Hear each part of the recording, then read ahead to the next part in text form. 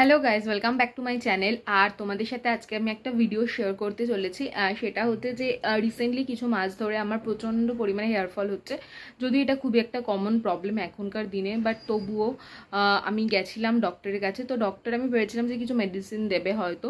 তো যাই হোক, আমাকে একটা সিরাম সাজেস্ট করেছে, যে এই সিরামটাকে বলেছে যে ডেলি রেগুলার বেসিসে এটা ইউজ করতে, স্ক্যাল্পে ভালো করে ইউজ করতে বলেছে।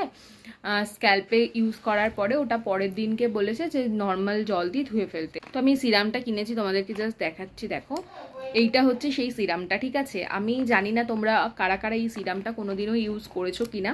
তো যাই হোক, তো আমি জানি না যে এটা রেজাল্ট কেমন পাবো আমি। তবে অ্যামাজন, ফ্লিপকার্ট সব জায়গাতেই কিন্তু আমি দেখছিলাম যে এটার কোনো আমি মানে ফিডব্যাক কিছু পাই কিনা, রিভিউ কিছু পাই কিনা। বাট সেরকম যে খুব ভালো ফিডব্যাক পেয়েছি আমি সেরকমটাও বলবো না। তবে দেখা যাক, একটু কস্টলি রয়েছে, এটা 1000 মতো দাম রয়েছে এই সিরামটার। বাট আমার মনে হয় যে এটা একবার ইউজ করে দেখা উচিত। যখন ডক্টর সাজেস্ট করেছে তখন সেটা খারাপ হবে বলে মনে হয় না। তো মিনিমাম এটা 2 to 3 months I think use করতে হবে। কারণ মিনিমাম 2 to 3 months ইউজ না করলে কোনো জিনিসেরই মানে ওই 1-2 দিন ইউজ করলে তো আর রেজাল্ট পাওয়া যায় না। তো দেখা যাক এটা।